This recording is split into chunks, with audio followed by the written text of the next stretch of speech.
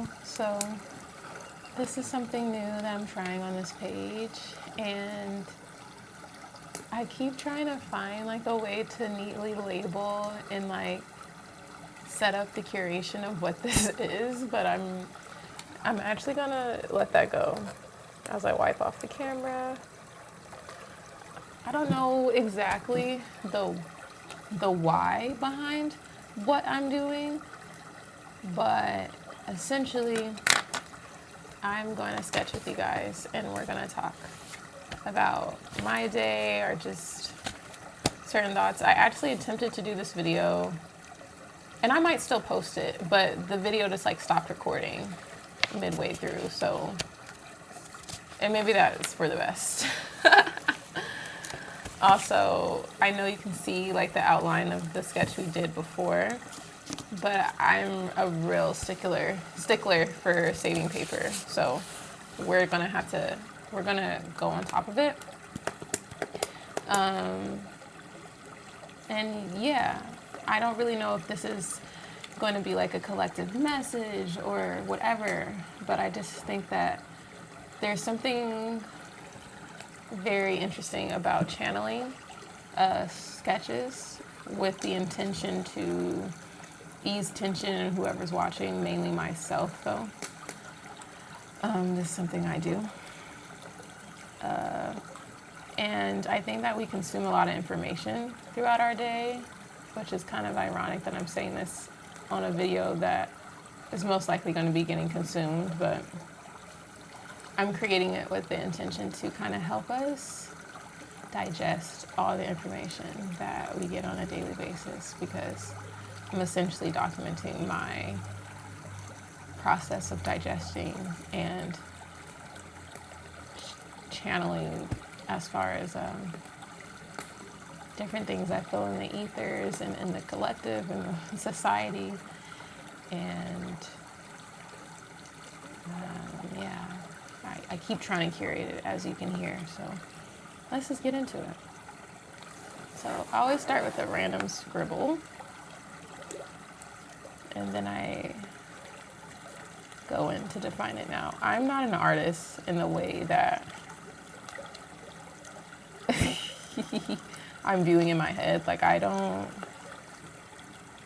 draw real things, and I'm not saying all artists have to draw real things. But I don't like sell prints or anything. So anyway, just so that doesn't get asked, like, oh, do you have art that we can buy? Not in this medium, no. I'm actually in school right now studying creative arts therapy, specifically dance movement therapy, but we work with the art therapy students. And even though dance and movement is art, it's kind of like physical art, like this type of art, physical media, I'll say that, or like projections, light mapping.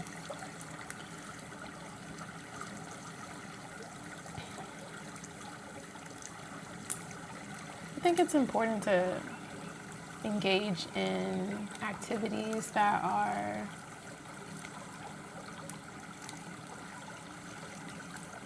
involving some level of creation or concentration without a clear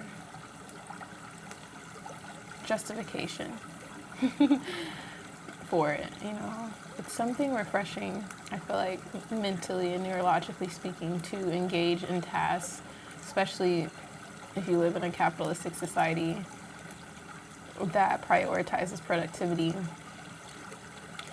It could be very refreshing to your mind to engage in something that doesn't have a clear production value or direct gratification.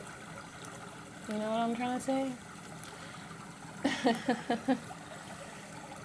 Just doing it because it feels nice and it's not hurting anyone. Ooh, there's something there with what I just said. I don't know if that's my reaction or like me feeling in the ether someone else's reaction to that statement when they watch this. Pleasure is a tricky thing. It's really tricky.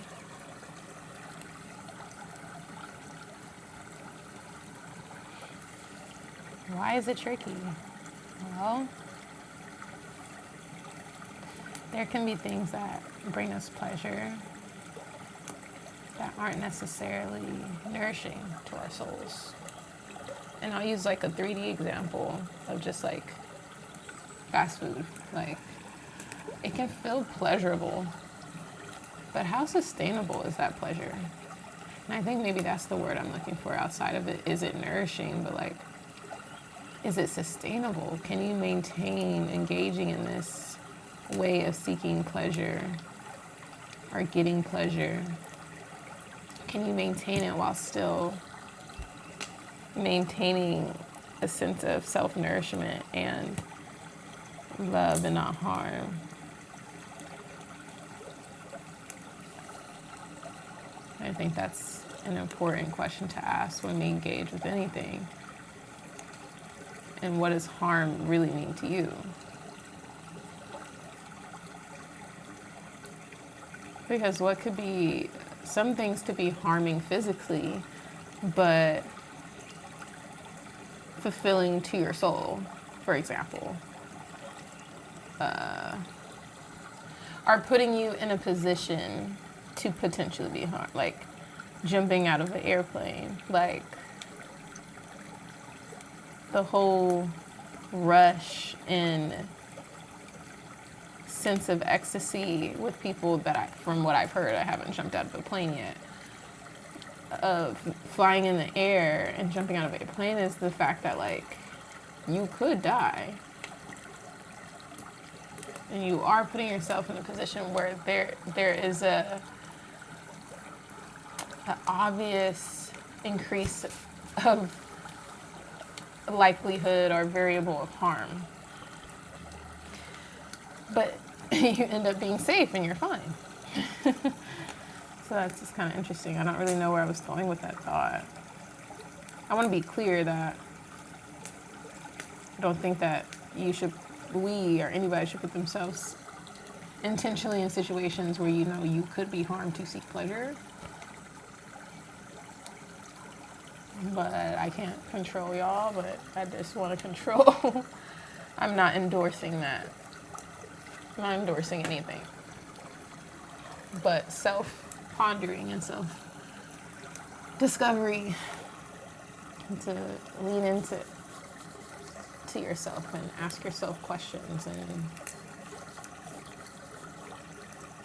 you don't have to do it like this, but maybe watching something like this makes you more curious about the definitions that we come up with and we add to things. Because a lot of the ways words are used are not to their actual textbook definition. A lot of things are used, or words are used with what's called a connotation instead of a denotation. And a denotative meaning means this is what's written in the dictionary behind this word, right? The connotative meaning is societally how we look at that word. Like the word gay meant happy, but it also can mean now someone's sexual preference, right? Or, wait, did I say that right? Sexual orientation, or whatever. I don't know if that was the best, like, example. But I think you guys get what I mean. Like, the word excited. A lot of people have positive connotations with that, right? But someone can be excited and it's not good, right? It's just a heightened state of awareness, or I don't know the actual like textbook word for word definition, but you know what I mean? You sometimes hear like older people say, don't get all excited when they're talking to someone that's like getting mad. Or like, yeah, that, you know, generational things like the word bad. in certain cultures, depending on where you're talking to, that's a good thing. Oh, them shoes is bad. You a bad girl. You a bad lady. That's a bad man. Or is that a bad man? Like, he's evil. But, like, people from, like, my mom's generation or older or younger, like in the, I would say 80s. I don't really know. But bad mamma jamma, like, that's a good woman. Like, that's a good thing to have a bad mamma jamma. I don't know how we got on that, but, oh yeah, I was talking about, like, being curious about your own personal definitions of certain words and which ones resonate with you and which ones did you just, like, take from the zeitgeist of human society and, like, accept that as what pleasure means or what love means and harm and success, like, all these things that are kind of, like, programmed into us before we really have an opportunity to define what that means for ourselves. I think a big one is God. Like, that's something that people are like, God is this, like, unfathomable, like, infinite source beyond our human understanding, and then immediately try to explain it to you and what it is. But I thought it was beyond our human understanding. But all of a sudden, here comes a human trying to get me to understand how I'm supposed to see God and how what he said and what he views and he's he and but I thought it wasn't a human, so isn't it like outside of he she, like if if this being made, you know, women and men according to your folklore, like, wouldn't it possess both qualities? Like, I don't know. But what do I know? You know? Not a damn thing. I feel like some of my favorite and some of the most smart people are okay admitting that they don't know what is going on. They have ideas. I think it's terribly arrogant for people to assume that they know exactly what is going on and the who, what, when, and why behind everything. Because, honey, do you really know? I don't know what color I want to use. What do I know? What song is that? Oh. Show off, but I never thought that you would take it this far. What do I know? What do I know?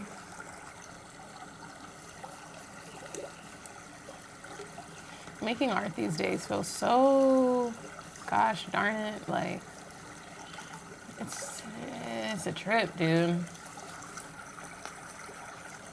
The things I think about, and I gotta be careful with what I say, but let's just say that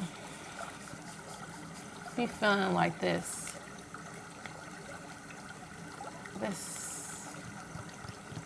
system we all find ourselves in really wants us to get into, like, dividing ourselves and, oh, I like the right Kit Kat bar. No, I like the left one. And they're all from the same candy bar, you guys. The way we look at those ridiculous Kit Kat commercials is the way sometimes I look at us. Because things get so polarized these days.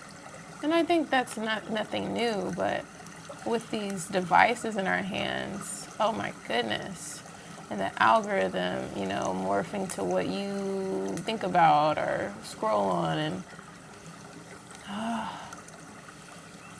it's a lot going on. But I think we're in this, like, coming of age moment as a human society and human consciousness, because we're pretty new, like, on the grand scheme of, like, how old water is, for example, according to, like, what they tell us. But humans are pretty new. At least it feels like we are. But I feel like we're in this like coming of age of the human consciousness, and so many similar lessons under the sun in different ages and different eras. And we look at history, and there's like different moments of like renaissance and rebirth. And I feel like we're kind of in one of those right now.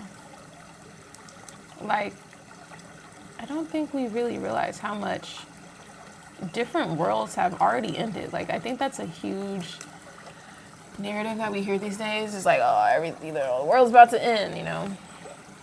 I live in New York City, and I can't remember exactly where, but somewhere in Manhattan, there's like a countdown clock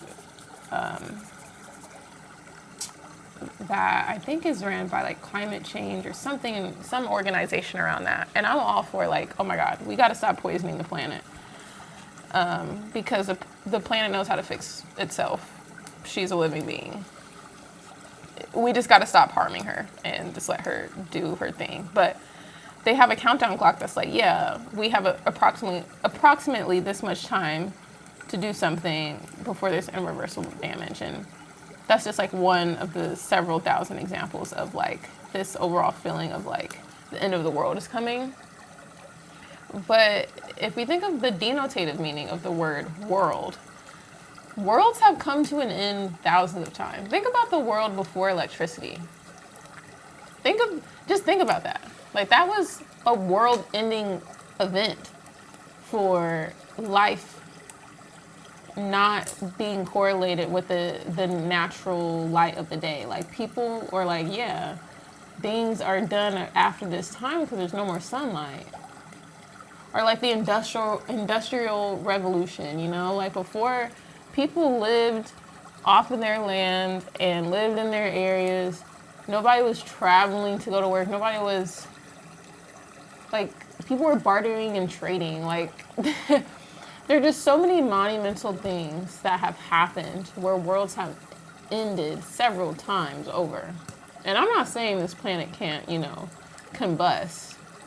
Boy, do I think about that. But I think what I'm saying is we're here now, whether it's a simulation or it's real, it feels real. And I want to show up as real and vibrant and healing as possible. Because even if this isn't real, what I feel feels pretty fucking real. And the pain and turmoil that I see and injustice, I don't like that. And I know I'm just one person, but I refuse to, if I'm going to assign a meaning to this life, I'd rather assign an empowering one, and one that is like connected to us leveling up as a consciousness. Whatever reason, this creative source that created us, or maybe it is us, for whatever reason we're here and we talking to each other. So like, what's good, you know? But I think this picture is almost pretty much finished. I think that we're just building a new world.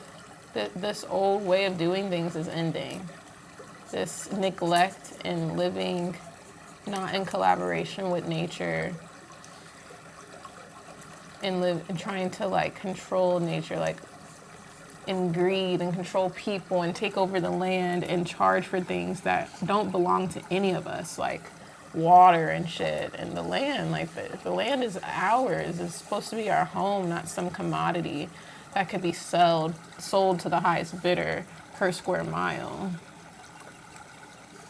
I think that world is ending. A world where we're taught to be afraid of each other and taught to be ashamed, and that's what breeds hatred and evilness, by just like this neglect for